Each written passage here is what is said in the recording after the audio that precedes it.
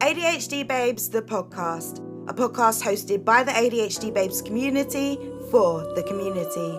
Please note, nothing mentioned during the podcast is meant as a diagnosis. If you believe you have ADHD, please seek professional advice and visit or join ADHDbabes.com for help with diagnosis. No clinical diagnosis is required to join. And now, you're listening to the next episode of ADHD Babes, the podcast. Hi, and welcome to a new episode of ADHD Babes, the podcast. Today's episode is hosted by me, Emma G, and today we're going to be talking about ADHD and medication. Joining the discussion today, we've got our ADHD babe, Jay Reid, and Shauna's going to chip in too. Welcome, Jay and Shauna. Hello. Thank you. Hello. Jay is an active member of our community and host of a US support group, so you may be familiar with her already. But just for the listeners who don't know you already, Jay, can you introduce yourself? Tell us a bit about yourself. Sure. I'm Jay Reid. I'm an ADHD coach, and I specialize in working with neurodivergence as a mental health clinician, so practicing therapist. I've been associated with ADHD Babes for I think almost 4 years now.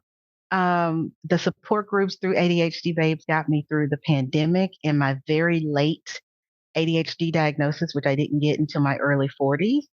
What I'm passionate about is bringing awareness to adult ADHD but also the disparities in ADHD diagnosis among women, girls, and racial minorities. I'm passionate about all things neurodivergence, ADHD, autism, sensory issues, learning disorders, processing disorders, and trauma are all my jam. Thanks for having me today. Cool. Thank you so much for joining us. And yeah, lovely to hear more about you. Thank you. So I was also diagnosed very, very, very, very, very late in my 40s. Not late in my 40s, just late. And it's in my 40s. That was in 2021. When I was diagnosed, I didn't hesitate at the chance to try medication to help with my symptoms. So I was in the middle of a huge 5-month burnout, despite feeling a huge sense of relief for finally having an explanation for the ways in which I'd struggled through my life where other people hadn't. I was convinced that with this new knowledge of the challenges and medication to correct them, I could rule the world, or at least get back to work. As I got more and more involved with the ADHD community, I learned that the decision isn't as simple for lots of people. And making the decision, for me, at least that was the easy part. What followed was 7 very expensive and incredibly frustrating months of trial and error to find the right medication regime. And what is very clear now, after 20 months of medication, is that the saying, pills are not skills, exists for good reason, which I'm sure you as an ADHD coach will have much more to say on. For me, having struggled so much with my ADHD symptoms throughout my adulthood, but just muddling through it, it never entered my mind that people would make a choice not to medicate. I assumed that everyone who didn't take meds was just unable to for some reason or another. But I now know that there are as many reasons that people choose not to medicate their ADHD as there are reasons that other people do. Not to mention all the different groups of medications that there are and a number of non-medicinal options which have been shown to help with ADHD. So let's get into it. How do you yourself manage your ADHD, Jay? And can you tell us a bit more about how you came to that decision? Absolutely. So I've managed my ADHD both on ADHD medications and off. Currently not medicated, mainly because I was traveling for a while. I'm newly back in the state and I have to find a prescriber. Thankfully, it wasn't hard for me to find ADHD meds that worked well. I only made 2 corrections or 1 dosage correction to the first medication that I tried. It worked well for me. But I needed to travel and leave the state for other health issues and health reasons to be treated for those. And when I left the state, access to the medication that I've been on stateside was not there anymore. So I've had the experience of managing ADHD medicated and unmedicated, having to change medications not necessarily by choice but by force because the one that I was on initially wasn't available. So I've managed my ADHD through a lot of different ways. I would honestly say my most effective ADHD management has all been non medicinal. The medication has been life altering in having access to it, but there have been other things that were easier for me to implement and stay committed to than the medications for a number of reasons. I think some of the reasons that um, staying on medication was a challenge for me are common reasons for other ADHDers because I have co-occurring medical issues that sometimes made the ADHD medication either not as effective or not as accessible to me.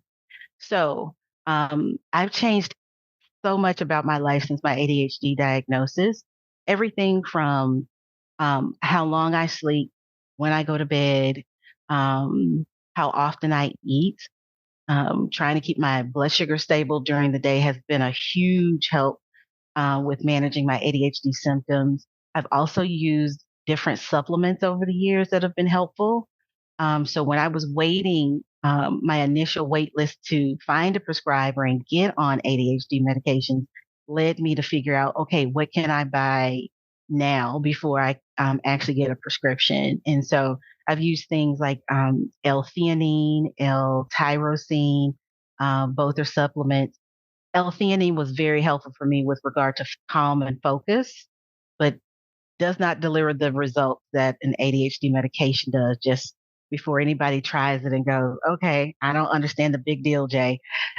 For a person who had not yet been medicated, L-theanine was a revelation, right? I tried L-tyrosine, didn't really feel much effects from that. Um, Trying good quality magnesium has been helpful because it helps with calm and it also helps with restful sleep. And I'll be honest, I think restful sleep has probably been one of the biggest and best changes for my ADHD management that I've made since my diagnosis. Everything is more difficult without restful sleep. Finding out that a lot of ADHDers need more sleep to get the same amount of REM and restorative sleep than neurotypicals do was also really helpful because I felt so much shame and stigma around my need to get like 9, 10 hours a night and still maybe need a nap to get through the day. And when I found out that it's very normal for us to need more sleep in order to get the same amount of rest as neurotypical brains need, I finally kind of started feeling like, oh, okay, I'm not lazy. Mm. I'm not a sleepyhead, but I got called a sleepyhead a lot growing up as a kid for the amount of rest that I needed. So, um, yeah, so I will say getting on Focalin, that was my first ADHD medication. I remember the moment that my first dose of Focalin kicked in. Focalin is methylphenidate. It's probably the name that you know in the UK, but Yeah. it's the brand name in the US. And my gosh, when the first pill kicked in, I just remembered thinking, I'm only having one thought at a time, like one, not five or six, all pushing for priority and which one, and or trying to grab for the thought and it slips away. The quiet that I experienced in my brain was something I had never in life experienced. My brain was noisy even at night when I tried to get sleep. So feeling that was like someone turned a boiling pot down on the stove to like barely a simmer with my brain. And it was one. Nice. And then I remember the next thing I tried to do was go straighten up a bookshelf that had been a mess and I've been looking at in my apartment for months, and I bought the little decorative things and the organizers and all the stuff was sitting on the shelf that needs to be organized, right? For a month. And the Focalin kicked in, and I got up from my desk chair. I'll never forget this. I walked over and did it. I didn't think twice about it. I didn't procrastinate. I didn't get distracted. I just walked over and cleared the shelf. And that was a revelation for me. I also then went in my kitchen and washed dishes. Like So I washed the whole sink of dishes. And I was like, you mean to tell me neurotypicals get to walk around like this every day? so lucky. Every day. Right. They have no idea the noise that we're dealing with while still trying to adult and learn and function and work. And I was like, man, at that moment, when that hit me, I got teary eyed because it made me realize how much harder I'd been working to survive my whole Yeah. life. Yeah. Wow. And until I took that pill, I had nothing to compare it to. I just knew struggle. And because I of didn't that, know. and we don't know, and we didn't have a diagnosis, we just think that we're broken, where everyone else is managing and we can't do it. And then you Yes. suddenly realize that you've been playing with the wrong controller and everybody else is finding it easier because they have the right one. Yes, Wow. absolutely. It was really something. And to know that I recognize how fortunate and blessed I am that I on the right medication out the gate. Focalin was it for me.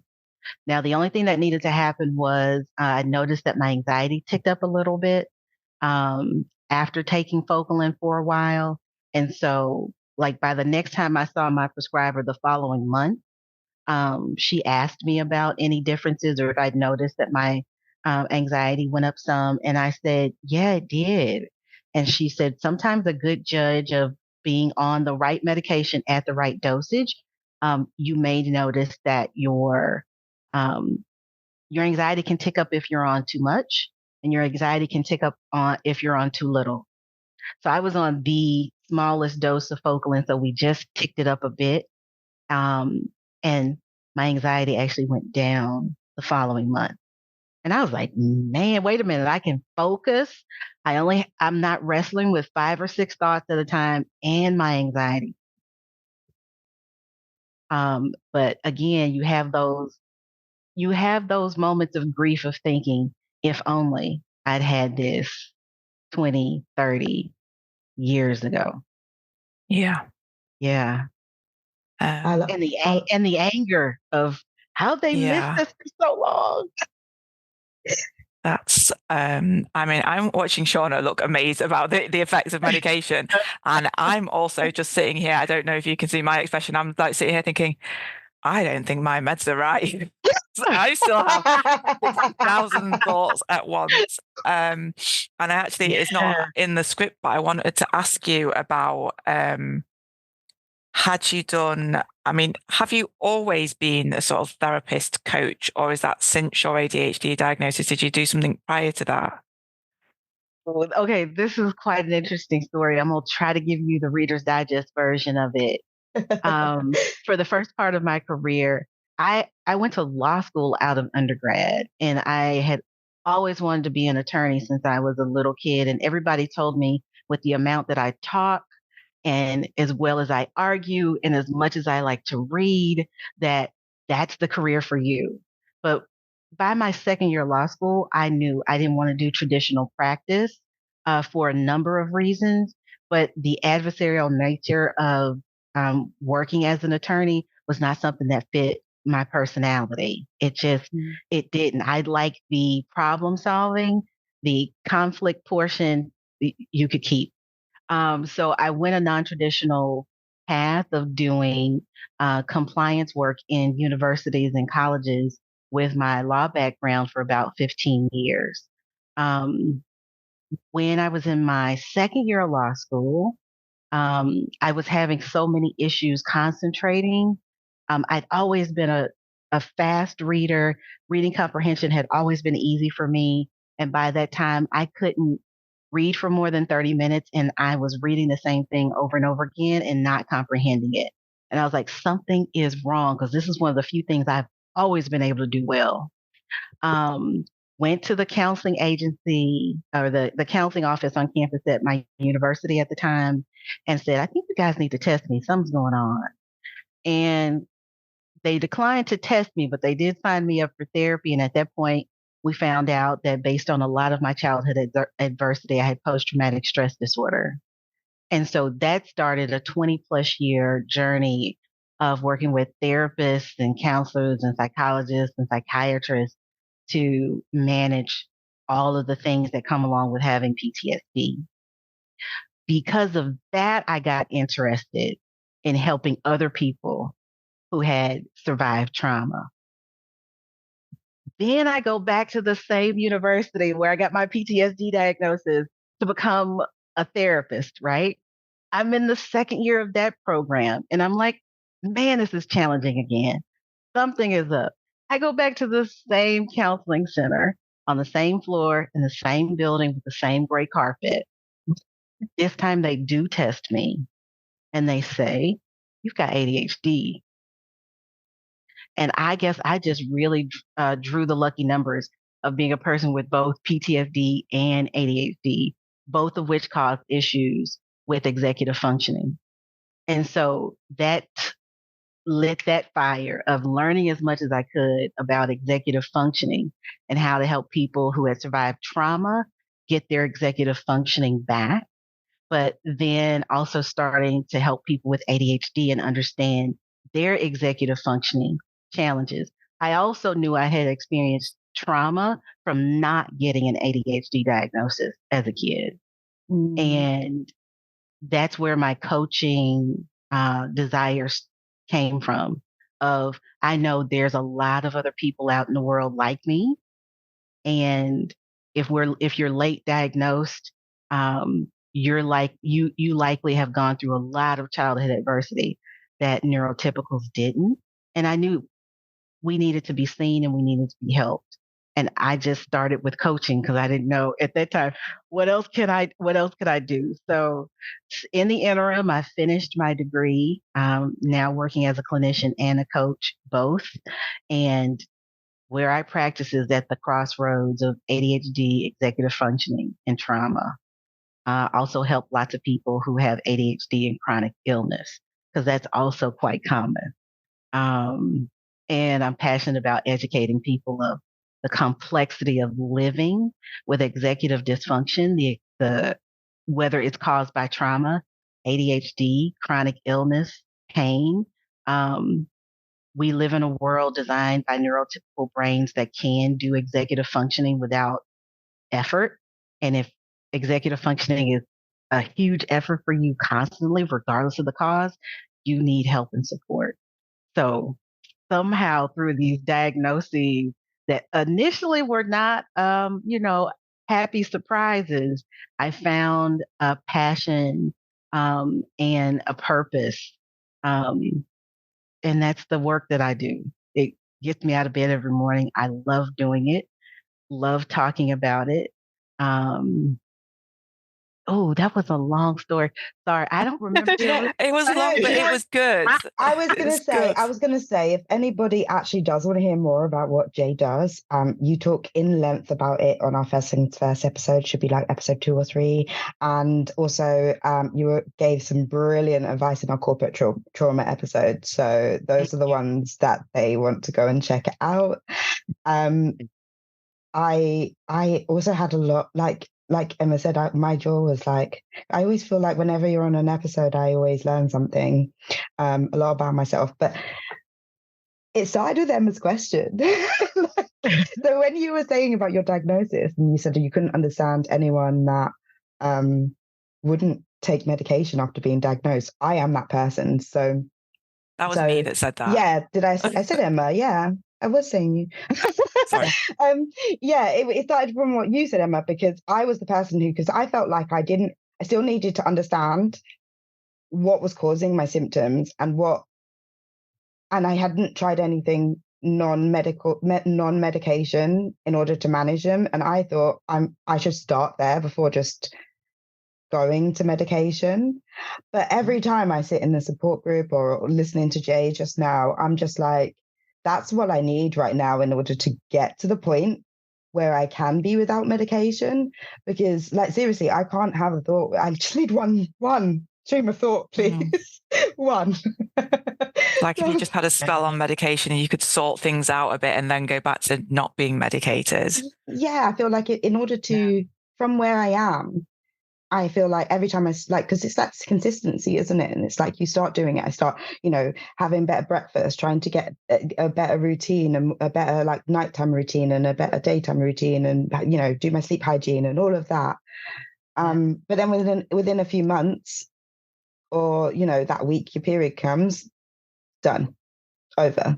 And then you're having to start again and stuff like that. So I feel like if I had medication, then I would at least be able to put some of the things aside, work on the things that the medication doesn't help, and then go on to those things. That's in my head. I don't want to rain on your parade there, but I was just coming from the other angle. And the reason that I asked that last question is that, so in the interim between my diagnosis and being able to get medication, there were some issues with my blood tests, and there was a delay between. So in that time, I was taking supplements, I was working on my sleep hygiene, I was doing regular exercise, and I did notice an improvement eating regularly, keeping blood sugar level, and I was feeling better. The exhaustion was the main issue that I was hoping that medication could help me with, because I was tired all the time. And actually, I meant to come back and when you said in the first part, Jay, about us needing more sleep, I actually didn't know that.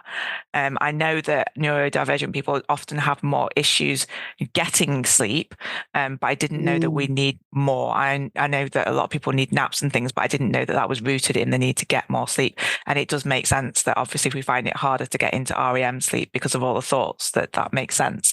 And that thing about the feelings of shame about needing to rest in the middle of the day really struck me, because that's something that I've kind of dealt with the internal shame, but the having to keep explaining that to people is really hard. Like, I know I'm not a toddler, but I need a nap. Damn it. Just don't make me keep explaining it to you. Look, I visited a country that has siestas in the middle of the day, several, right? Where everybody slows down in the middle of the day and gets a midday nap and gets to eat their lunch slowly and gets to take a little walk and gets to rest in the middle of the day. And that's when I did that years before my ADHD diagnosis, but I was like, when I experienced it, that this is the rhythm that works for my life. I don't know about other people, but this works. And the fact that whole countries and whole cultures were like, this works better for us. So even now, I have a midday siesta. I have a break in between morning sessions and afternoon sessions. I'm so grateful that the counseling agency that I work for allows me to do that. But even when I was coaching full time and working for myself full time, I had a 3.5 or 4 hour siesta every day. The dream. When I did it, it was incredible. At least 11 to 1 or 11 to 2 for sure every day. And I initially was concerned, like, Lord, am I going to have enough clients? Am I going to be able to still maintain this and pay my bills? And thankfully, I was able to work with people across time zones where the morning and the evenings didn't have to correspond to my time zone, which was beautiful. Wow. And it worked. It worked. So I know women need more sleep. They're like ADHD males versus females. Like, is that sleep time different as well? Because obviously, like, men can last with lower amounts of sleep than women because of their testosterone. So I'm just wondering, like, as an ADHD woman, would I require more sleep than an ADHD man?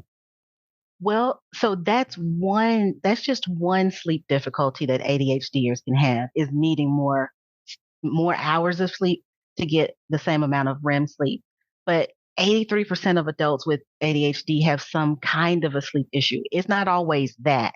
For me, that was my sleep issue, was a delayed sleep phase, which means when my body was calibrated to just wind down later in the evening. I also had that sleep window of where if I didn't go to sleep by like 11:30, I was just going to be up till 2 or 3. Or what I call the night hyper would kick in. That was another sleep issue that I had, also ADHD related.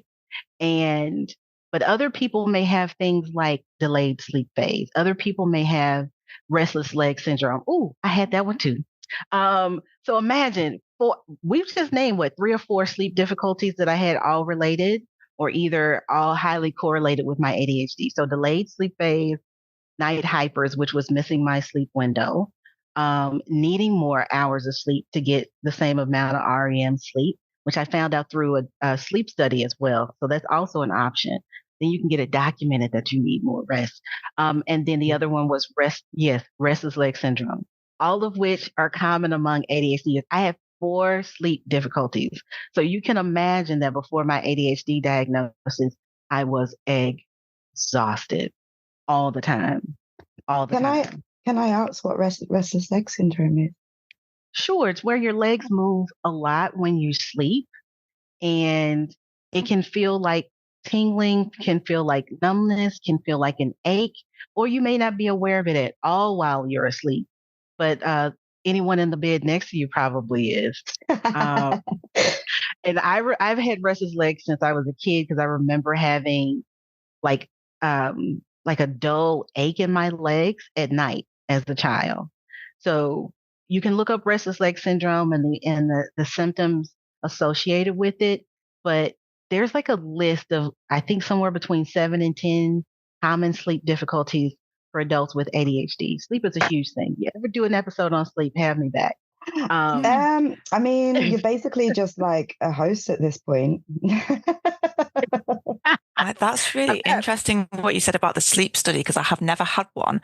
But this is way before my diagnosis, when I used to complain about being exhausted all the time, and I had really bad sleep. So it was hard for me to sort my sleep hygiene because I'd done 15 years of on-call. So people would say, well, go to bed and get up at the same time. Well, that's all very well and good. But when you're getting disturbed in the middle of the night and then your body gets used to not going into a proper sleep because you've got to get woken up by a pager. And then even when you're not on call, you've got this sort of, you daren't go into a deep sleep. But even when I wasn't on call, so when I first got my Fitbit and I got a bit obsessive about it, and you can do the sleep monitoring on it, it would look like I hadn't been to bed. And people would be like, what the hell? Why have you got all that red? And I was like, this is why I'm exhausted all the time.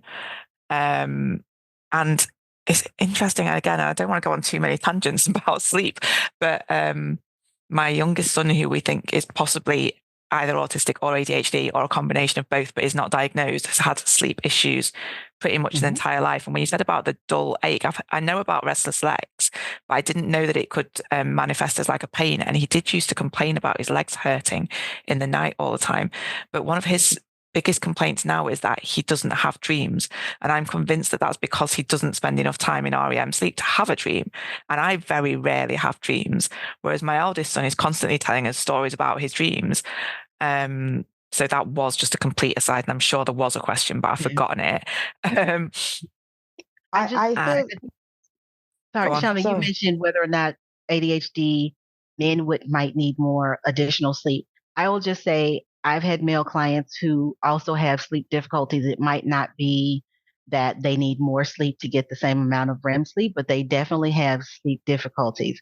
I think in the 5 years I've been doing this, I've only had 2 clients that didn't have sleep issues. 70% of children with ADHD have sleep issues as well. It's just sleep is a problem for us. And if we're talking about non-medication management of ADHD, it's nearly impossible to do without figuring out the sleep issue.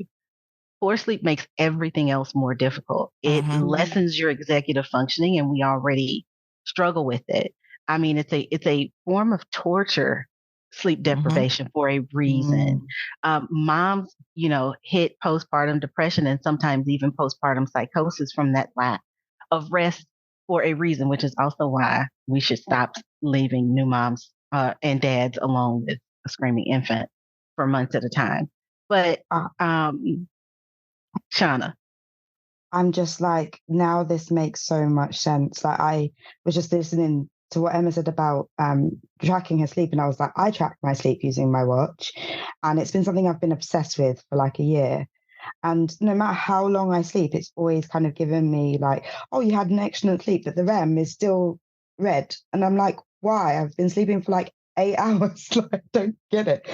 So I was just more in awe. Sorry, I wasn't actually have anything to say. I was just checking my sleep score.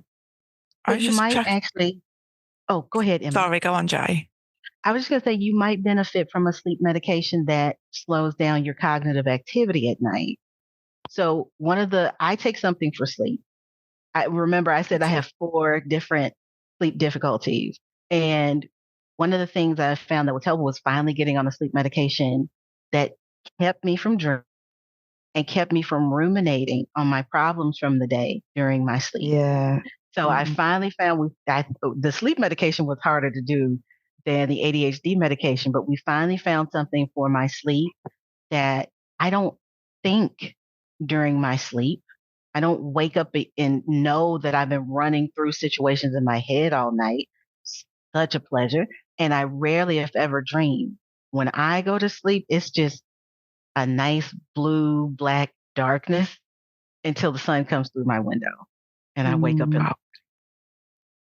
Yeah. I'm going to tell you, sleep has been like key to sleep and not allowing my blood sugar to get wacky during the day have been life altering as well for managing my ADHD. Does medication help? Oh, sorry. You carry on. No, it's fine. I was going to say, so, I mean, we've said that this is going off on a tangent, but it isn't really, because we are talking about medication versus non-medication ways of treating ADHD. And I absolutely agree that like sleep is the main thing. Like even with meds, and I don't know if you agree, Jay, if I haven't slept, the meds are doing nothing.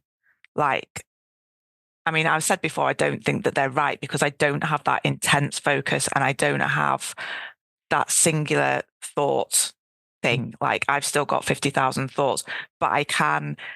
So sometimes I think, oh, my meds aren't doing anything. And then if I don't take them for a couple of days, I'm like, yeah, they were doing something. So I do notice a difference, but it's not, the psychiatrist said when he was first telling me about meds, it's for some people when they get the right meds, it's the difference between night and day.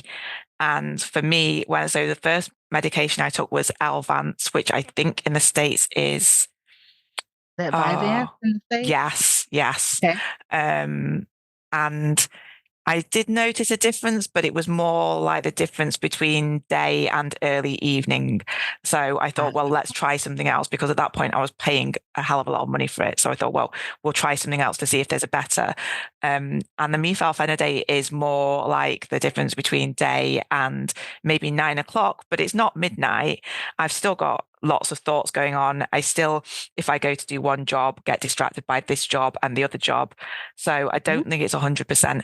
When I don't sleep, it's the difference between morning and afternoon. Like it's barely any different. The meds are not touching the sides. And so I do think that sleep is a major player. And I wanted to touch a little bit more on, and if Shauna, if this is taking too far away from what you wanted to say, we can come back. But I wanted to ask you what your experience had been around medication affecting your sleep in a negative way. So a lot of people worry that the stimulant medications will negatively impact their sleep. I've heard different information. Some people, it does. If you time it right, it doesn't necessarily. Some people have said, research has shown that if your medication is just right, it can help. If it's thinning out the thoughts, you're not ruminating as much when you're trying to get to sleep. And so stimulant medication can actually help with that. Do you have any experience or thoughts around that? Just before you answer, I just want you to know that was also my question, but Emma articulated it way better. Wonderful. Like minds, right? Great minds. Yes. So I went off of long-acting Focalin because it was affecting my sleep. And we went to short acting twice a day for two reasons. One, for my sleep. And then another thing I found out was when I got on the right sleep medication and finally accepted that I'm actually a morning person, I didn't need I didn't need the dose in the morning. I only needed to dose in the afternoon when I'm really kind of, again, naturally, afternoons were just harder. So once I found that rhythm of, oh, if I'm up by like 4:30, 5:30, I am on a like high hit for my foot hits the floor and I'm on it till about 11 o'clock. Right. And when I found that out, I was like, I don't think I need it in the morning. And so it gave me the option. I know you both are like, what? Mate, Trust me. if I got up at 5:30, I would have just shut my eyes. I mean, if I was up at 5:30, I'd be in bed by 11 o'clock for my nap. Oh, Yeah, I'm telling you, once we got sleep where I'm not ruminating, thinking all night, okay? And then I started going to bed taking my meds in enough time for me to wind down and be under the covers and head on the pillow by no later than 9 p.m. at night.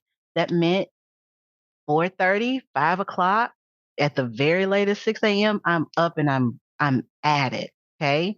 That was a change that came from getting sleep right. And then once I knew that energy wise, focus wise, I don't think I needed it in the mornings. Let me just try it in the afternoons. When we did short acting in the afternoon, also it stopped affecting me not being able to wind down for sleep at night. So that's another change you can make. Also, Emma, when you were talking, I thought you might benefit, and some people really benefit from being on a stimulant and a non-stimulant. So if you're on Vyvanse, that's an amphetamine. If you're on methylphenidate, that's a different class of drugs. By the way, you can combine those two medications in one with Focalin and maybe see a difference. But also sometimes being on a non-stimulant, leave Concerta, and there's a list. I'm gonna have to get the UK names for these drugs for future podcasts. But also, lots of people find that that's helpful. So for me, the way that works is I'm on an antidepressant. I was on well before my ADHD medication, and so the antidepressant has been helpful. Oh, so that's my non-stimulant management, and then the stimulant management has been helpful. So I'm on an antidepressant. When I was on my stimulant medication, I was on methylphenidate, on Focalin, and on a sleep medication.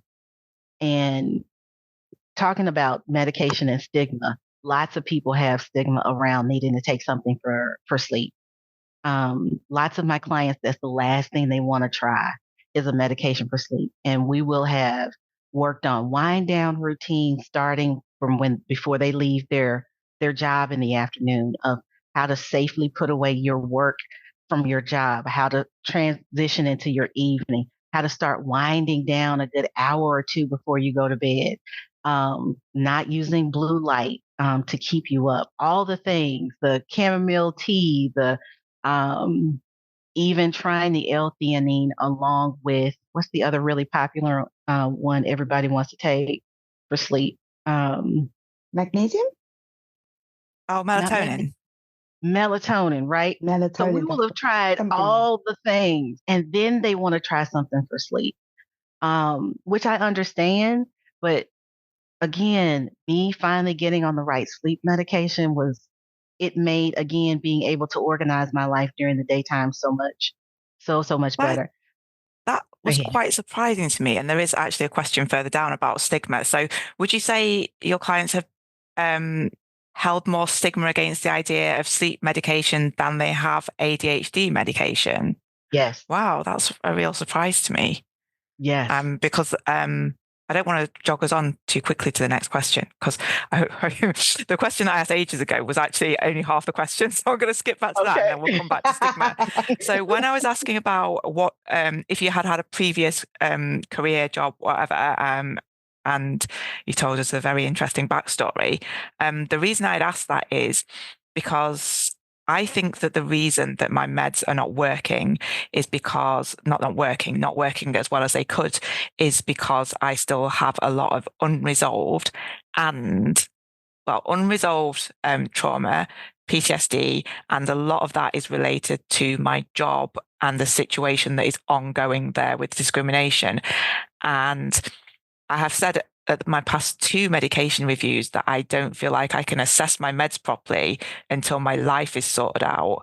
And it sounded very much like you started taking the meds and you noticed the effects immediately. So I had wondered if you had done the work, sort of the healing work around any other issues, underlying issues, the diagnosis prior to taking meds, but it sounds very much like you have or had. I did. I don't know.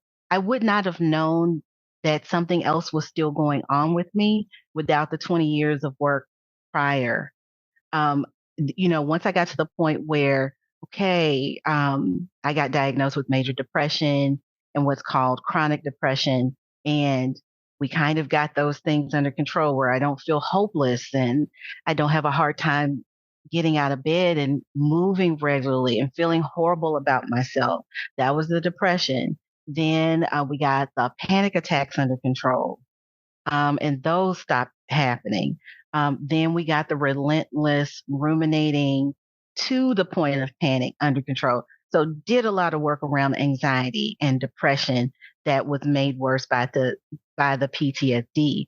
And so when it hit me that, but something else is still not right, I'm looking around at other people and they're still able to do life a whole lot easier than I'm doing life. What else is there?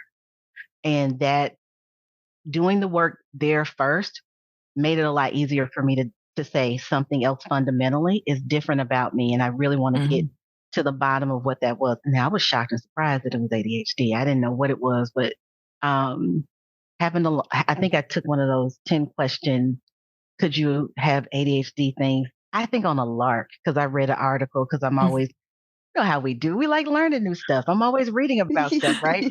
And I'm like, I know what ADHD is, but I'm going to read this article anyway. And I think I got like 9 out of 10 or 10 out of 10. And then I took like 5 or 6 more of those type questions. And I went, good God, how is this possible? So I think you're right, because one of the things that comes along with trauma is a hard time with executive functioning. In fact, ADHD and PTSD are diagnoses of exclusion, meaning in the DSM-5, before you diagnose someone with ADHD, you need to rule out PTSD, especially in children, and vice versa, because they can look so similar, because trauma can be so disruptive and it does make changes to the brain, right? So ADHD is a neurodevelopmental disorder that affects the brain and executive functioning. PTSD does something similar in the brain as well. Also, recovery from toxic work environments and burnout. If you don't do burnout recovery, it is very difficult to notice the difference in making other changes in your life. Burnout has to be recovered from, right? But you have to stop you have to get out of the toxic work environment. You have to stop the repeated traumas that happen, and then recover from the burnout, which a lot of people think, let me just get out of the toxic work environment and I'll be good. It's done damage that has to be recovered from. And the same things that got you to burnout are not the things you can have in your life while you recover from burnout, whether it's overwork or being overworked and under-recognized, whether it is being micromanaged, whether it's being in a predominantly white environment where you're constantly having to code switch and mask and deal with microaggressions. Once you stop that, now you can begin recovery, but recovery has to happen, right? So I will also say that's the other part of knowing that it was definitely something else going on with me, because I had gone from a toxic work environment, a few, and was a full-time student again, and loved my program and loved all the stuff that I was working at and doing, and had time to recover from being in those environments. And I was still like, there's still a struggle here that we haven't named and we haven't figured out. Do you know what? I can attest to that personally. I was in a toxic work environment to the point where I ended up with tension headaches. And I had a couple of weeks off and the headaches kind of went away, but I continued to work at that job for another 9 months. And it didn't help. And then I left there 4 years ago and I still feel like I'm recovering. It took me years. It took me years to get. Yeah, I still feel like it's still there and still is on your shoulder, constantly making you question. I feel like I should have had a trigger warning for myself before this recording. I'm just sorry, I didn't know. No, it's good. I needed to be told. Like I have been told. Like so, the burnout that I described at the top of the episode was my second episode. No, the first episode. So when I got my first diagnosis, just before that, I burned out. Then I got my diagnosis, and I had 5 months like recovering and in theory processing my diagnosis. But I went back to work just as I started on meds. I hadn't had any, so I had been doing therapy, but I hadn't had any coaching. So I didn't have any strategies. I just went back with the meds and was like, right, let's give this a go. And then once I got back, I eventually got my workplace coach. So we have in the UK something called Access to Work. Yes. And she started giving me strategies and I was moving forward and everything was going quite well. And I had adjustments in place at work. And then I won't go into the whole story because the babes are sick of it. But basically they got stripped away and I went into another burnout. Well, we're calling it burnout, but it was a trauma response to feeling like I had no control over my own well-being because we had figured out this way of working that worked for me, and I was able to manage my workload. I was able to manage my life. I had some kind of, wasn't perfect work-life balance, but I felt like I could make this job work for me. And then it was demonstrated very quickly that it could be taken away from me. I did not have control. That was in January last year, and that situation is ongoing still. So in the February, after the accommodation got took away, I went off sick because my therapist was like, you can't get better from a trauma that you're still experiencing, get out. So I got out. They were like, oh no, we'll do whatever you need to get you back. You know, we want you to have a sustainable return to work, blah, blah, blah. And within 2 weeks of being back, they were like, no, you can't have that. And since then, that was in August, that is still going on now. And I'm wondering why I am consistently feeling burned out. So I think I have been umming and ahhing, like I'm taken into a tribunal, etc. But my query has been, you know, do I take the tribunal and still try and work there? And I think the more I'm listening to you speak is that I need to get out for my own health because I'm just going to tell you, you cannot. There are times when you cannot heal where you got hurt. Yeah. Not to mention, you may also be experiencing what we're just now has been coined. The research has been around autistic burnout, but I use the phrase neurodivergent burnout because I see it in my ADHD clients all the time. That's another kind of burnout that has to be recovered from as well. So there's the toxic work environment, but there's this, most of us have experienced these high expectations, neurotypical ones, and then the ones we put on ourselves, which are sometimes even higher than the neurotypical ones, right?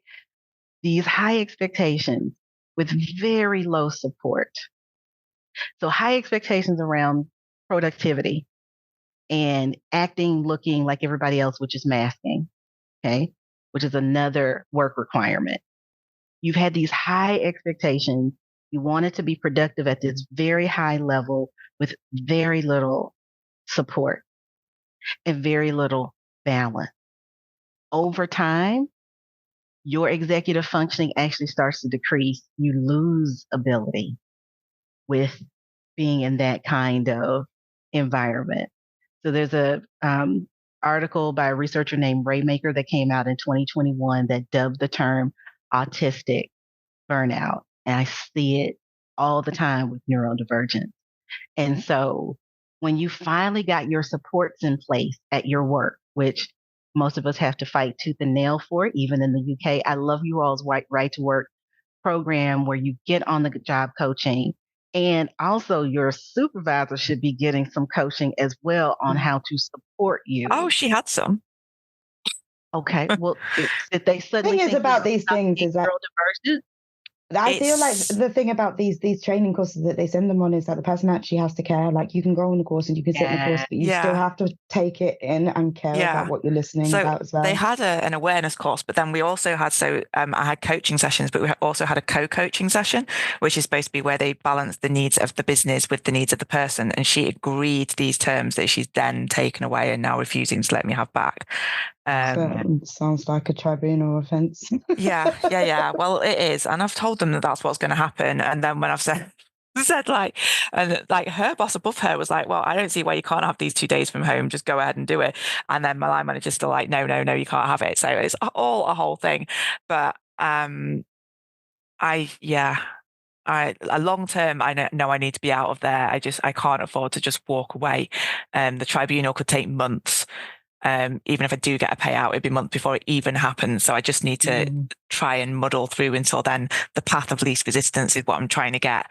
But I am also very aware that it is doing long-term damage, and there's only so far that I can come back from that. Well, sounds like that you might. Go ahead, Shauna. It sounds like as well that might also be affecting how you're applying to your own meds. Yeah. So so that's the difficult one. Yeah, it might be helpful if you can get an antidepressant added or a non-stimulant added. It may be helpful to get on something for sleep. I have melatonin, which helps. And to be fair, my sleep, it's patchy. Like, sometimes it's fine, sometimes it's not. And I do notice a difference. But yeah, that's okay. Without wanting to make this a personal therapy session, we'll move on. But I think that's another important factor, that people are thinking that taking meds is going to be the answer to everything. It very much isn't. And doing the work around other issues is probably going to bring you more value than the meds, or combined with the meds will bring you value. But meds on their own, as I said at the start, pills are not skills. Well, and the other thing that happens is, it can be a long, complicated road to get to the right medication. It takes a lot of executive functioning to get these appointments, to remember to take your meds, to then track how the meds are affecting you. Because I don't know if this has ever happened to you, but I start taking a medication. It's a month or 2 months before I go back to the doctor, and they start asking me all of these questions about what I'm experiencing. And sometimes, depending on how long I've been in the waiting room, whether or not I'm hungry or sleepy at the time, I can't come up with the detailed information that my prescriber needs. So one thing I recommend for anyone starting a new medication, whether you have ADHD or not, use a symptom tracker. I recommend Bearable. It's on iPhone. It lets you track symptoms and mood. So I love that for my chronic illness folks who also have ADHD, because you can track your chronic illness symptoms, you can track your mood, but you can also then add custom things in there so you can track the effects of your medication. And when you get back to your doctor or your prescriber, you have data. The other thing is, most medications will give you relief in a couple areas: focus and impulsivity. But we know focus and impulsivity aren't the only things that you're dealing with regard to ADHD. When you say skills, not pills, one of my clients put it this way: the pills help me focus. Jay, they don't tell me what to focus on. That's skill development that you have to learn. So focus is one thing, but prioritization is a whole other skill, right? Impulsivity is one thing, but what about your hyperactivity? And everybody doesn't get the same effects from the same meds. So medication is one pillar. It's one piece. And even the way the system is set up is not conducive to making it easy for ADHDers to access, because of all the information and the time management that goes into even getting to the right medication. I would like to mention, before I forget, ADHD, that there are some new developments on maybe simplifying the process of finding the right medication for you. One of those is pharmacogenomics. Pharmacogenomics. So pharmacogenomics is basically where you can take a gene test to determine which psychiatric medications and other kinds of medications may work for you. Now, it's likely in the US. In the US, I can tell you for sure, it's not covered by most people's health insurance. In the UK, you probably would have to go the private route and pay out of pocket. But if you're the person who's on their fourth or fifth medication, it may be worth it to you to take a pharmacogenomics test. Um, it's not predictive for all medications, but they've shown that it can be very helpful in being predictive for psychiatric medications and medications that are used to affect the brain. So that's another one. Might be a shortcut for who could afford, who have access to that. And I've also seen it be very helpful for folks who have treatment resistant depression and they've tried a lot of depression meds. That's a really hard one to nail down because it takes 4 to 6 weeks, sometimes longer for it to kick in. And then when it finally does, it's not the right medication. So that's another shortcut for folks who maybe have had some issues with finding the right medication for depression. Side note on the pharmacogenetics. So I went down the private route for my diagnosis. The wait times here in the UK are ridiculous. And so I feel like it was on the verge of my burnout or just after when someone said to me, I think you might have ADHD. And I was like, need to know. There's no way I can go on not knowing. So I paid and went privately, and the ADHD clinic, which is who I went through, do offer pharmacogenetic testing. And I looked into it, and when I think it was my psychiatrist that I asked whether he would recommend it, and he said it wasn't worth it. Now, after the 7 months of trial and error, I was like, well, to be fair, if I'd have done it, it might have been worth it, because I can't remember the price of it, but it worked out that I had spent way more than that trying to figure it out. But he did, at the start of it, he did say most people have found the right medication within 2 months. And people that I've spoken to, I don't know anyone who's taken as long as me, but I do think that's possibly something to do with the ongoing unresolved trauma. So, but yeah, he said that he wouldn't advise that, but you don't know if you're going to be one of the people that take a long time or not until you try it. It definitely would be something you'd have to pay privately for. Who did you go to? It was so they're called the ADHD clinic. I can send you a link to them later. I think it was like something like £1,500 or something like that. I'm not sure, but I'm almost certain that it's not going to be available on NHS. Like people are at the moment. I just saw someone last night. Her GP is refusing to prescribe her medication on shared care. She's had to swap GPs because she's moved house into a different area and they're refusing to prescribe it.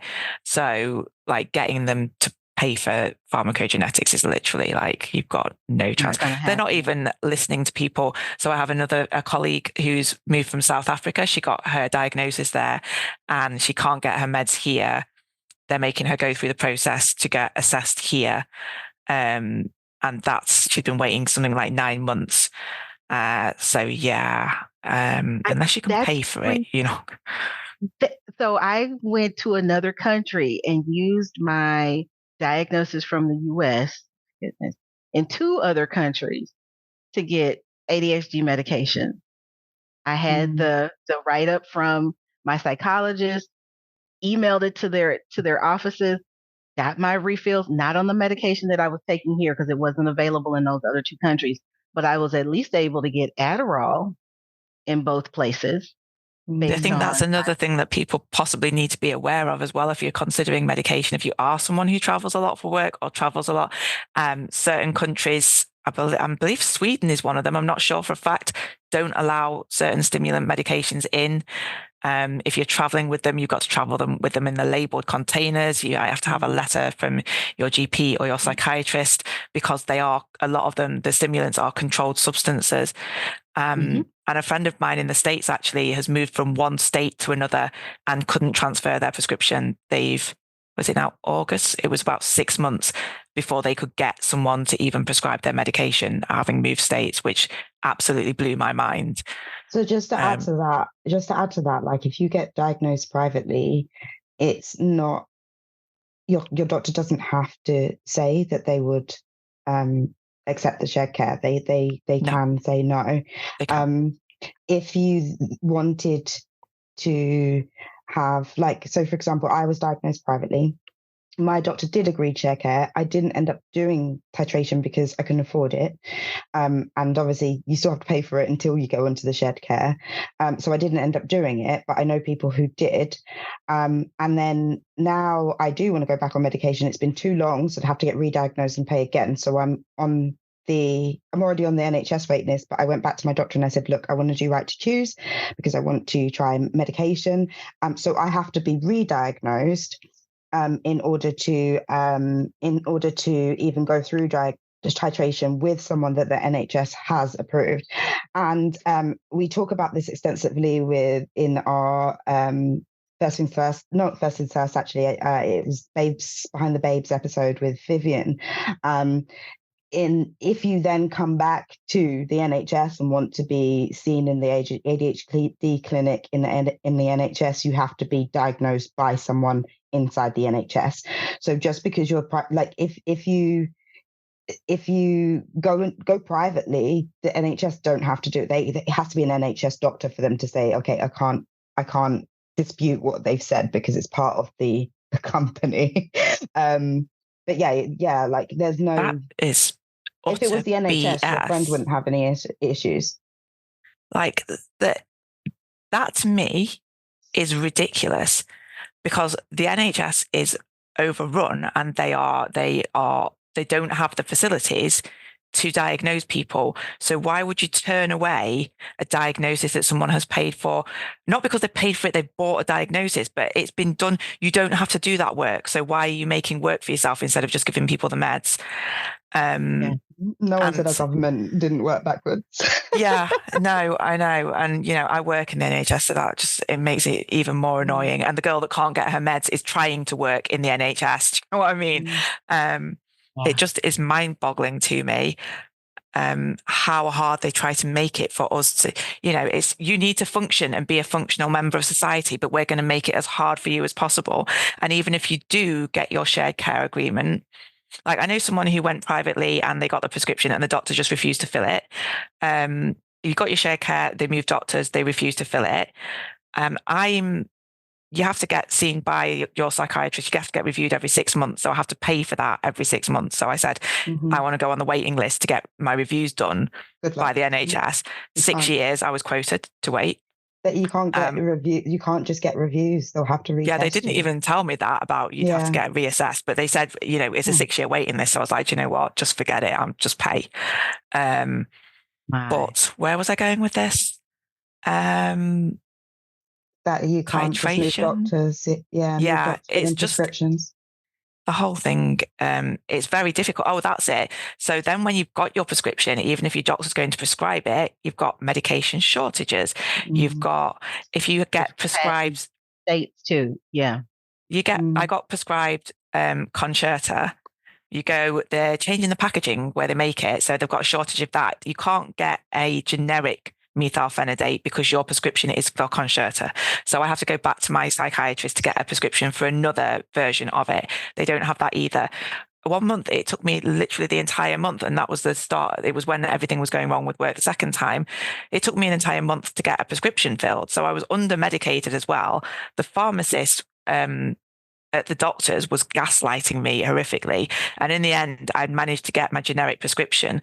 But that's, I think, another thing that people need to be aware of, that, you might get your medication prescribed, you might find the right one, everything might be going great.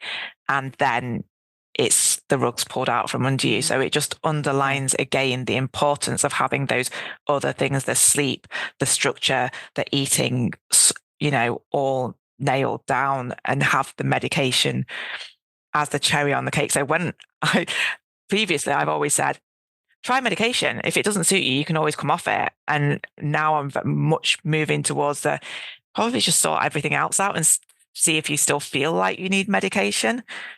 Mm. What would your thoughts be around that? But think about this: if it was any other kind of disorder, would we be expecting the people who are the sick folks to be the ones doing the uphill battle? I'm Exactly. gonna try my best not to stay on that for too long, but the fact that we had ADHD medication shortages for years during the pandemic.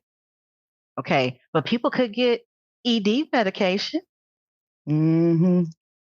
Okay, so also, well, I also think with the low birth rate that probably was necessary. So Oh, it's interesting though, because actually, like my sister has MS, and she has to. Well, it's probably jump through hoops is definitely the wrong term to use, but she has similar issues with acquiring her medication. I think obviously there's a difference there in the kind of illness, but it is kind of like asking someone who's got a mobility issue to walk to get their meds, like asking people with ADHD to do all that executive functioning to get their meds. It's the equivalent, and you wouldn't do it. Or I mean, just it say, starts well, from the beginning as well, just trying to get diagnosed to get your meds, like. yes, all of it is. Can we recognize that this is a neurologically based disorder? I don't harp on disorder a lot. It's more difference with neurodivergence. But when you come to the medical model, let's look at this in the right way. If it is a neurological disorder that then keeps people from being able to organize time, to organize getting places on time, making appointments, we know time blindness is a part of it. We know impulsivity, hyperactivity. We know distraction, all a part of it. And then you tell people, yeah, but if it's important enough to you, you'll make the appointment. You'll get there on time. You'll remember to tell your doctor all of these things. Right?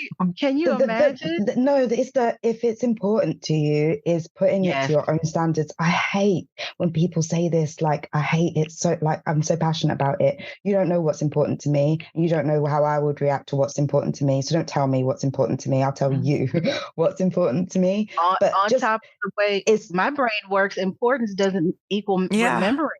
No, exactly. It's exactly that. Important to me, and I won't remember to do it. It's another form of ableism. Exactly. It's like saying to someone, oh, well, we don't have a wheelchair ramp, but if you really wanted to get there, you'd go up the steps. Crawl. It's the same thing, and people don't seem to get it.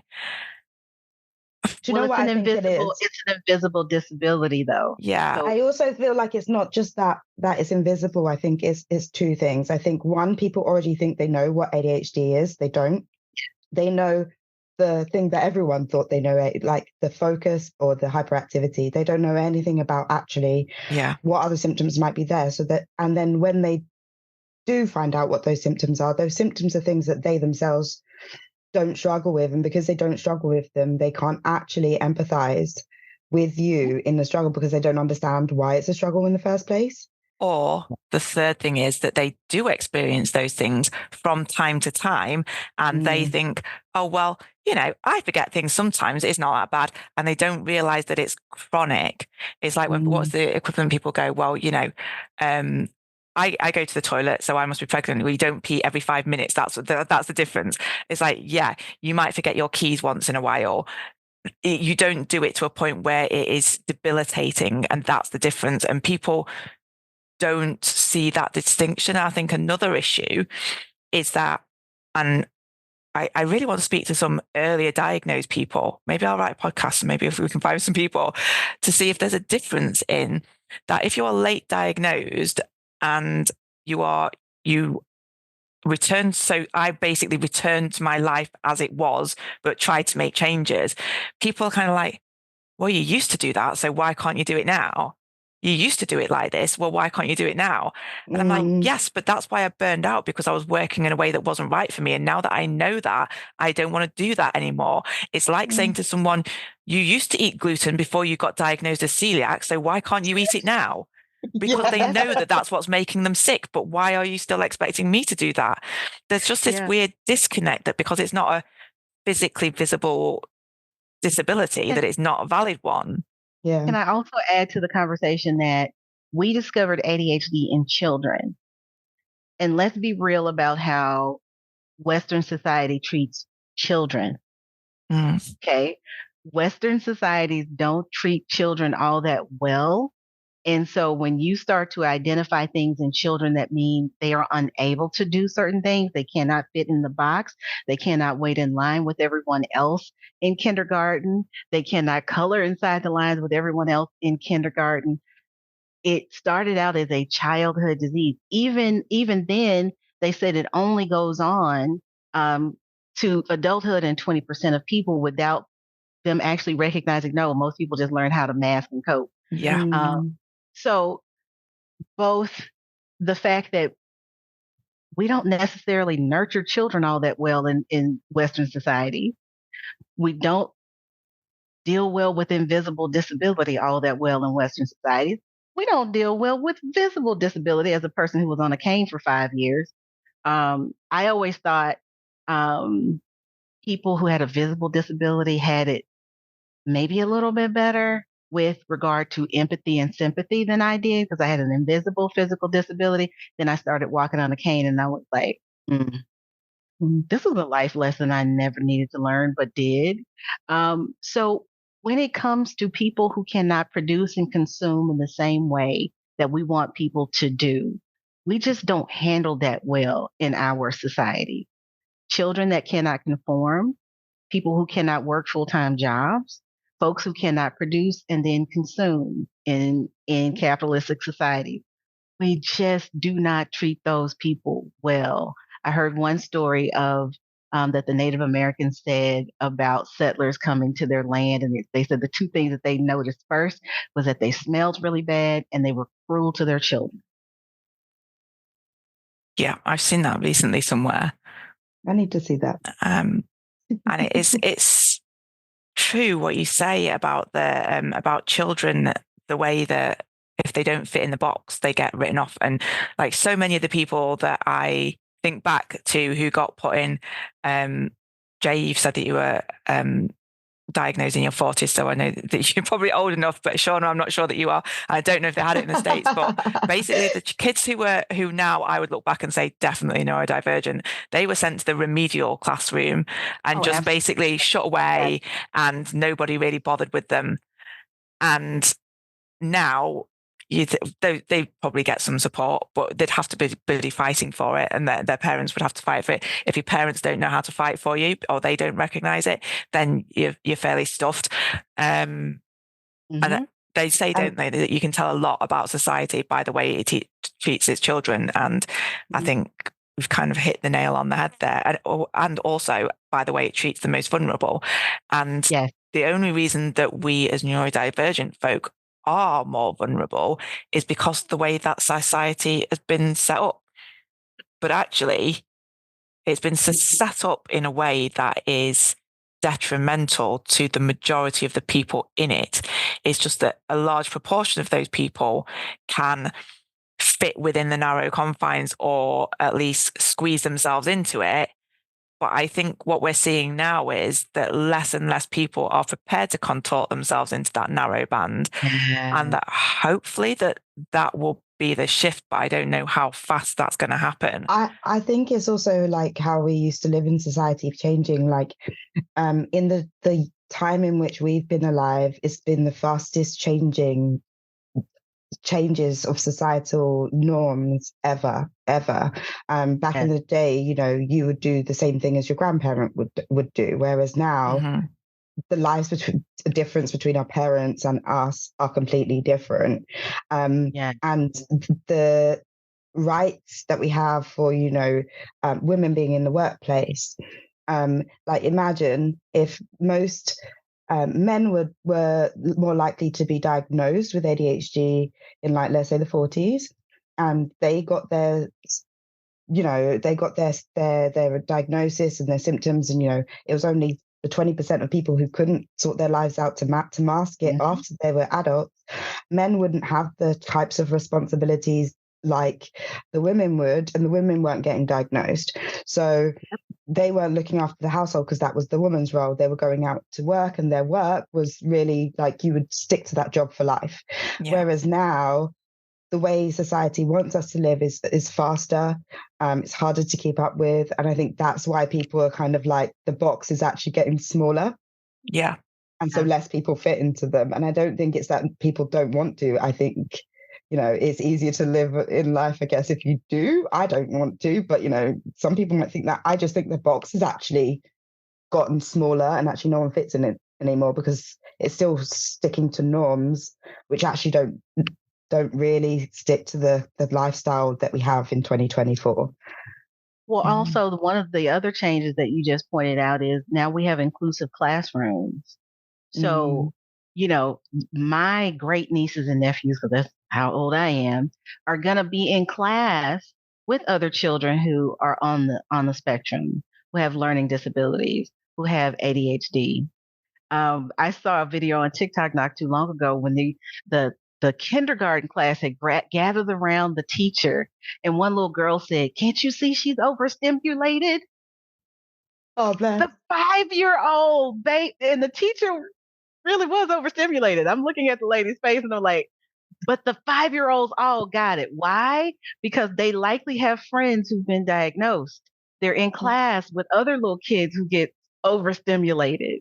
So the speed of the change, we may not see the systems respond to the change in our lifetime. I might not in my lifetime, but the person to person awareness is rapidly happening because social media, because of inclusive classrooms.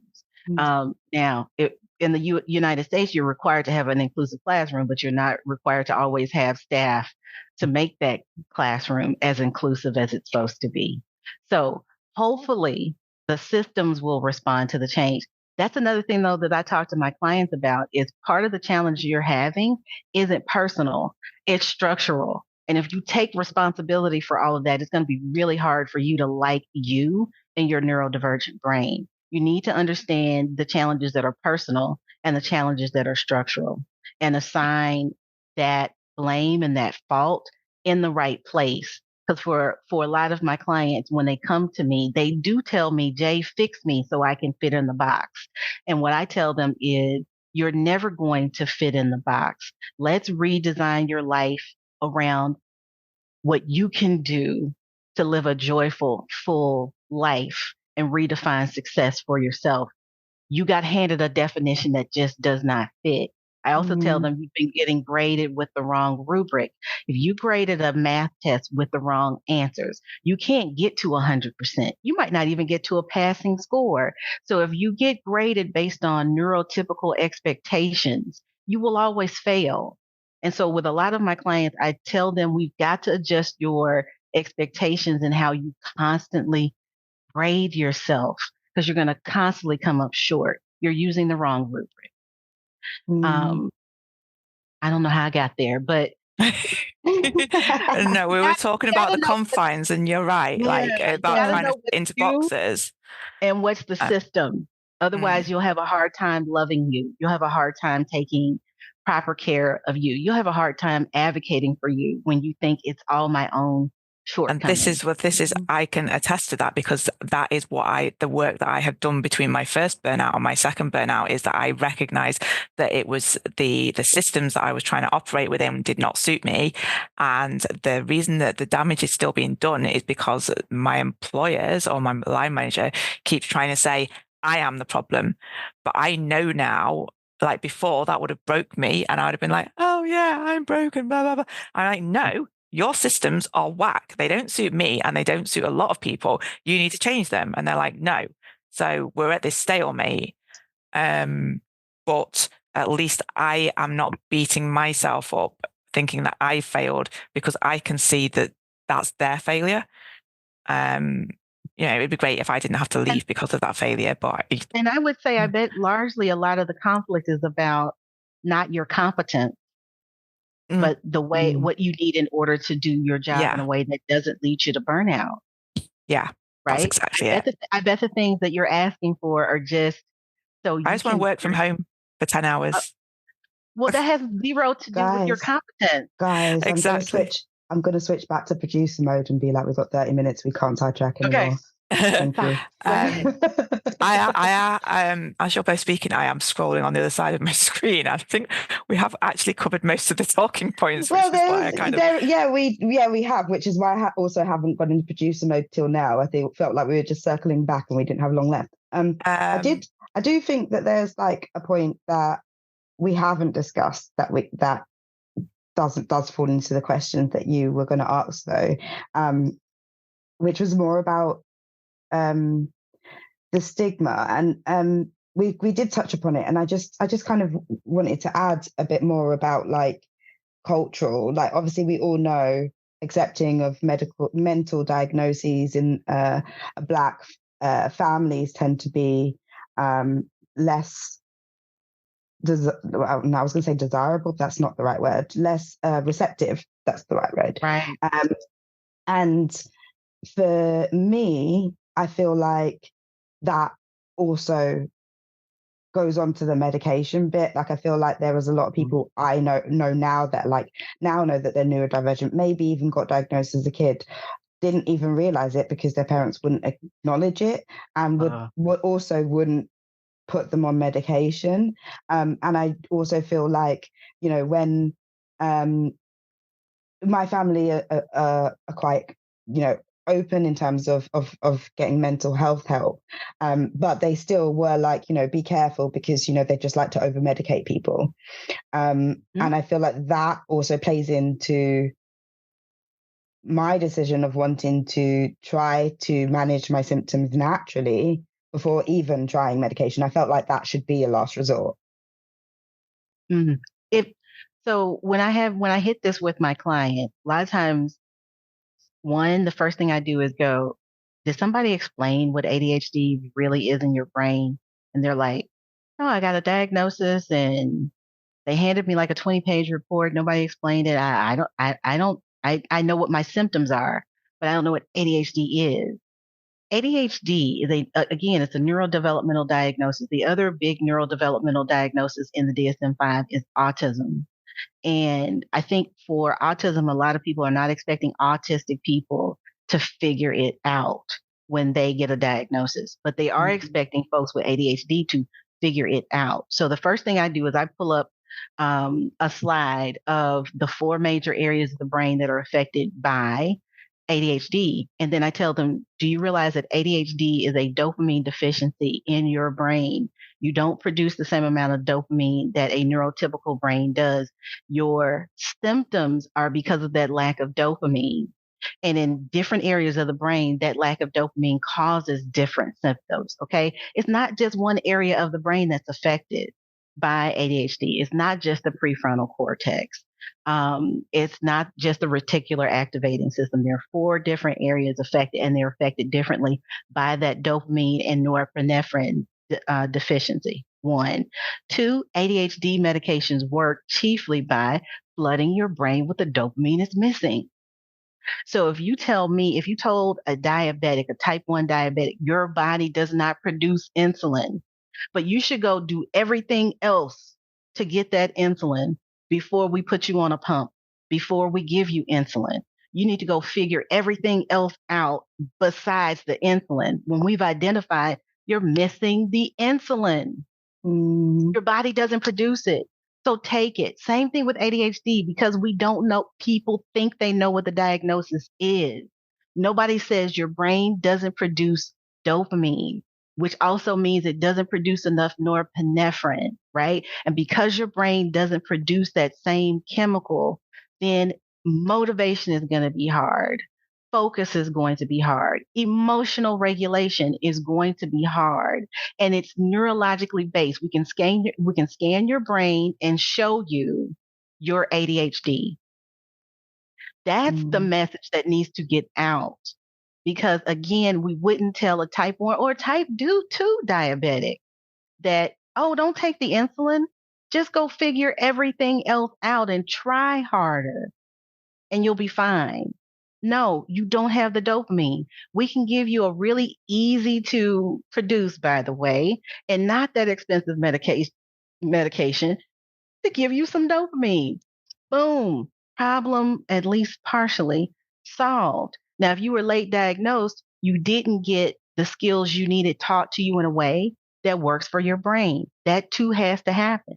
That's why the skill development needs to happen. I have clients who got diagnosed in second grade. Their parents did absolutely nothing different after the diagnosis. No additional support, no occupational therapy, no mental health therapy, no additional training, no medication. And they come to me and it's as if they didn't have the diagnosis. They just know I have ADHD. They know nothing else beyond it. They don't know that they don't produce dopamine either. Also, most people don't understand how important dopamine is to the brain. Then there's one illustrative experiment that I talk about. So they bred mice to have brains that do not produce dopamine. They put them in a cage with food and water next to mice whose brains do produce dopamine with food and water. Sorry. The mice whose brains produce dopamine, when they got hungry and thirsty, they went and ate and they drank the water. The mice whose brains do not produce dopamine stared at the food and starved. So when we say dopamine is essential to motivation, it's essential to motivation to satisfy your most basic health needs, like sleep, like water, like food, like movement. And they're asking us to figure out how to do that on our own when our brains don't have the thing that we need in order to be able to do that. I can't tell you how many of my clients have eating disorders when they come to me, and we've got to get them in treatment because they don't understand how the ADHD affects that. Sleep issues and how folks who are just adrenally fatigued, they haven't had rest in so long, and how the ADHD factors into that, right? So the other part is the education that has to happen. Even for us, when we get our diagnosis, they don't tell us what's actually going on with our brains. Nobody told me that. I had to pay for a class. I had to pay for a class. I had to pay for a class with other researchers who specialize in ADHD just to figure out what was going on with my brain. And when I got the 26-page report and could read it because of my clinical training, it still didn't work that out as simply as I was just able to state it for you. Like, how many of us don't know that there's so many struggles because there's an essential piece part of our brain that we just don't have. You can't push your way through to get to that. The same way a person who's diabetic can't just want insulin. I'm going to make that into a soundbite so everyone can know it. Okay, good. Yes. Yes. I was just thinking about what you were saying that because before you started speaking, Jay, I was thinking about this thing with medication. Like,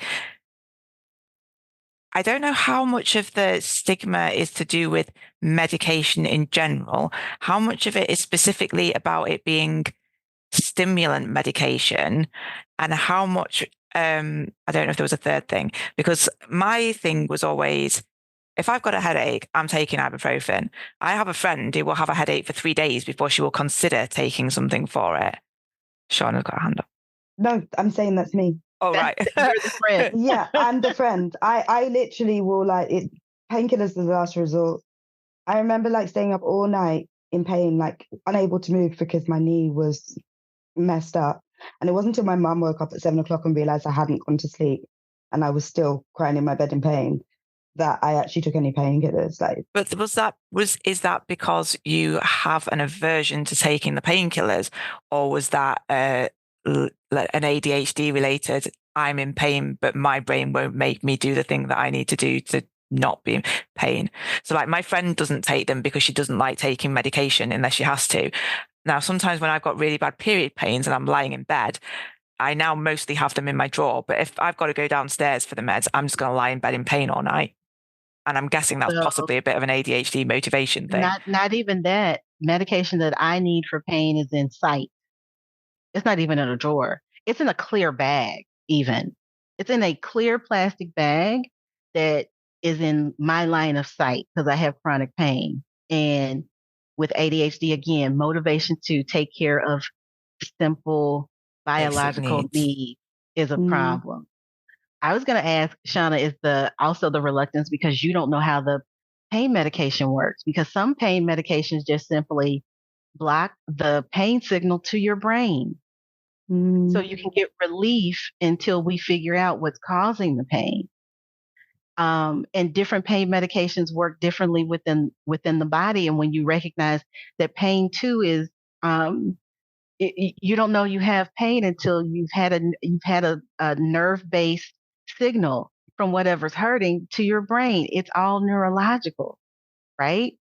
And unless you have an actual physical injury. But why sit there in pain until we figured out the whole time until you figured out the physical injury, knowing you're going to go attend to the physical injury? There's no reason for me to now continue to have that brain signal. I know I'm in pain. I know that made me feel a bit better about taking pain medications was, oh, I know my back hurts because of my fibromyalgia. That's not going anywhere. So I'm going to take the pain medication because I don't need that signal to my brain anymore. I'm going to do what I need to do to attend to the actual physiological problem. I don't need the little ding, ding, ding, ding, ding, ding, ding to my brain constantly, along with all the other distractions I have. When I found out that I don't need the neurological, signal anymore. And is that also part of what we're dealing with is lack of education around how these medications, even the simplest medications like Tylenol or paracetamol actually work in the body? Mm. I think there's multiple reasons. I think sometimes they're for different things. I've always kind of like just not wanted to, I felt like I'd build up a tolerance or something like that. But also sometimes it is like I know exactly where the painkillers are and they might not even be far, but I just won't take them until someone's been like, "What have you?" I'll be like, "Oh, I've got a headache. Have you taken painkillers?" No. Why don't you take painkillers? Okay, then I'll take painkillers. So it might be ADHD related. It does kind of like now. I've never really thought about it until you brought it up, Emma. I was like, To be fair, it only crossed my mind when Jay was talking. I was like, oh, is that why I don't take the painkillers?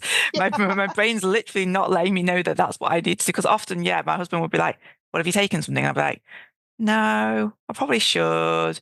But then I go down well, you're not supposed to take it on an empty stomach, and I haven't eaten anything, but then I've got to think about what to eat, and I don't know what I want to eat, and I'm just going to lie here in pain spiral. instead. It's that spiral because it's like, oh, then I need to get up and get a drink, and oh, I haven't eaten anything, and you're not supposed to have paracetamol on an empty stomach. But I'm just like, oh, do you know what? And then I end up having to take paracetamol and ibuprofen because I'm that much pain. Yeah. This is also why I especially coach people who have ADHD and chronic illness, because having ADHD makes it more complicated to manage it. And I literally have a chronic pain buddy who, for some strange reason, I won't remember what I took the last time I had this one symptom, but she will. And we do that for each other. So I'll tell her what's going on. She's like, "You remember last time you took A, B, C, D, E and it was fine?" I was like, dang, I think I still got some of that at the house. Let me go take it. And I do the same thing. I do the same thing for her. She's also neurodivergent. And I'll be like, "You remember last time you went and took this?" And I also, both of us help each other remember each other's refills. And I don't know why I can remember when it's time for her to refill her sleep medication. I have a theory. I have a theory, but I don't know if it's like ADHD related. I think like it's a theory for me. I have no issues with caring for other people. Mm-hmm. I will remember what you did. I can tell you exactly what will help. I will remind you to go to the doctors. I will tell you to take painkillers, but I cannot apply any of those things to myself. Same. So maybe it is ADHD related then. If we go back to the mice, it was their in their face biological needs that they didn't have a motivation to take care of. And also, doesn't that redefine the word motivation for you? Yes, absolutely. Does it redefine the word motivation for me? I, for a while now, have kind of divested from motivation because I think it began with my kickboxing coach, who was like, motivation will only get you so far. You need dedication. So I like routine everything, to the point where when I had my assessment, the psychiatrist was like, you're also scoring quite highly for autism traits, but I think that might be to do with managing your ADHD. And it was all to do with things around routine and control and structure, because up until when COVID hit, that is how I managed my ADHD. Everything was part of a routine or a structure. I mean, I did have a spell in childcare, and again, we had little routines for everything, and as soon as anything interferes with my routine, everything would fall to pieces. I can't remember where I started with that, but I know it was linked to something you said. I'm just gonna raise my hand real quick on time because I have a meeting starting in. Yes, I was waiting till Emma finished her point, but I was like, we should round up now because we've got no more time. But yes, over to you, back to you, Emma. Oh, sorry, I thought Jay was raising her hand to say something. No, just to say that you needed to finish. Cool. Okay. Yeah. Sorry.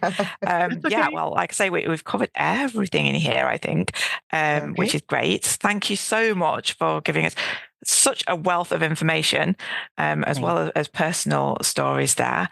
We did not hit periods. Maybe we'll make a whole new episode about that. I've got periods on my list, so I know Jay's I'm going to just put your name on next to that. Go-to person. I've got lots of personal stories around that one too. So, yeah. Right. So, oh God, I've got to recap what we discussed, and there's so much stuff. So we've talked about the reasons why people choose to medicate and reasons why people don't. With myself, Emma G, medicated. Shauna is not currently medicated. And Jay, a knowledgeable babe, has done both. We've also talked about the importance of dealing with underlying trauma issues, which many of us with ADHD have, also anxiety and depression. Basically deal with everything that's going on, because pills are not they're not a magic pill for everything.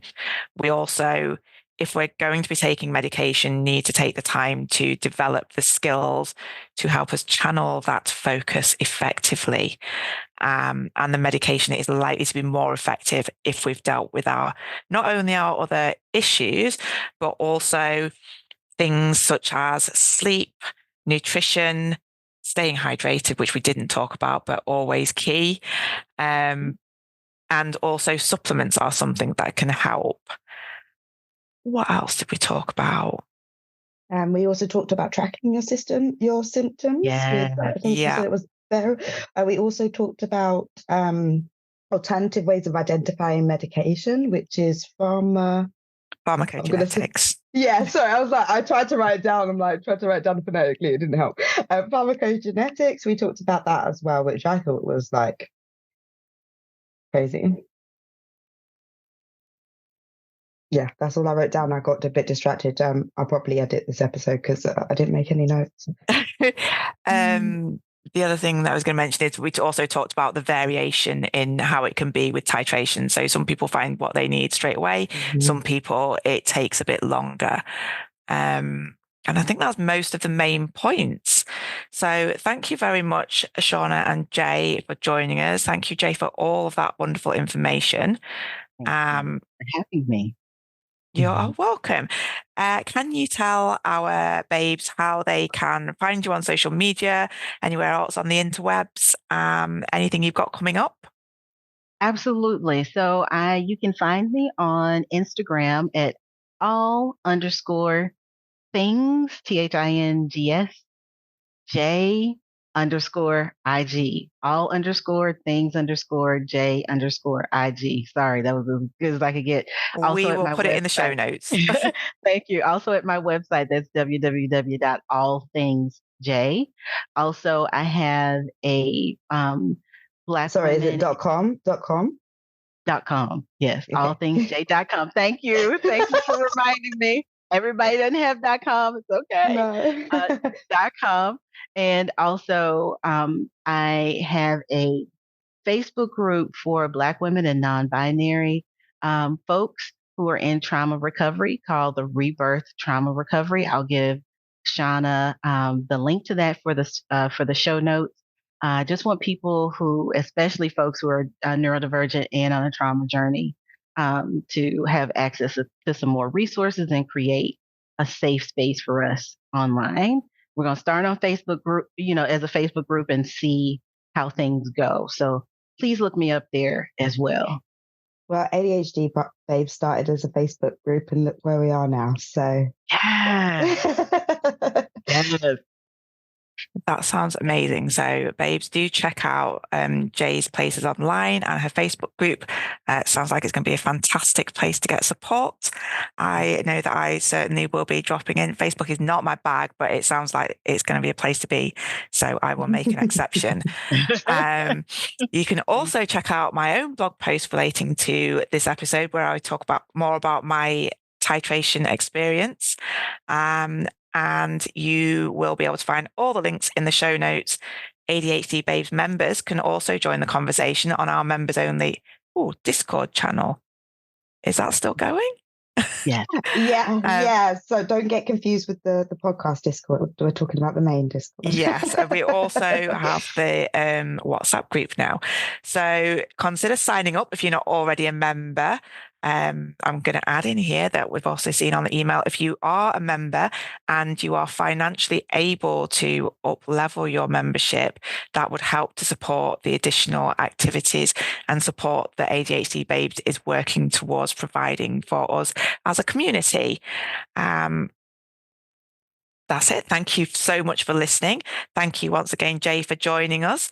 And we will see you all soon for another episode. Don't forget to rate and subscribe so that you don't miss an episode.